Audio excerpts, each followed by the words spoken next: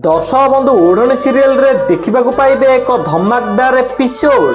अंश आ मानसी मिसिकी पवन कर गोड़ हाथ बांधिकी ताकू स्टेज तले लुचेई देइथिबे। आउ पवन सेठू बाहरिबा पई चेष्टा करुथिबे हेले बाहरी पारु नथिबे। आउ एपटे मानसी आउ जीवन कर हलदी रसम होउथिबो। भद्रा देवी संध्या को कहिबे संध्या हलदी काई हलदी जाई कि आनिकी आसे। भद्रा देवी एमिति कहिले संध्या हलदी आनिबा पई जिबे। आउ एपटे पवन तांको पार्टीरू किछि साउंड बाहर करिबे जेमिति घर लोक सुनि पारिबे। आउ घर लोक पवन को साउंड सुनिबा पर पूरा आश्चर्य होई जिबे। आउ अंश आउ मानसी पूरा डरी जिबे।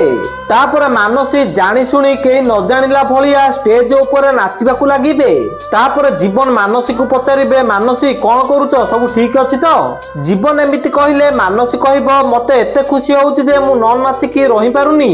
मानसी एमिति कहबा पर जीवन कहिबे मते भी बहुत खुशी होउछि तम सहित मोर हलदी होउछि हेले टिके अपेक्षा कर मा बे हलदी आनि के आसीबो आ तापर आमे दुई जण मिसी की नाचिबा। तापर जीवन कहिबे तमे एबे जाई की बसी जाओ। जीवन एमिति कहिले मानसी जाई की ता जगह रे बसी जिवो। आ एपटे अंश ज्योति को कहिथिबे जेतेबेले तम आग सासु हलदी आनिक आसीबे तांकू जाई की तमे गोटे चापुटा मारिबो। तापर संध्या हलदी आनिक आसुथिबे आ तांकू अंश देखिकी ज्योति को कहिबो तम पूर्व सासु आसी गले मु जहा कहिथिली जाई की सेया करो।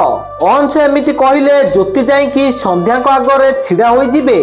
तो दर्शक बंधु आपण मानु कोन लागुची ज्योति कोन अंशर कथा मानि की संध्या को चापुटा मारिबे कि आपनको मतामत कोन हमकु कमेंट माध्यम रे जणांतु। आ ओढ़णी सीरियल रो टिकमिक अपडेट सर्वप्रथम जानिबा बे वीडियो को लाइक करी चैनल को सब्सक्राइब कर दियंतु।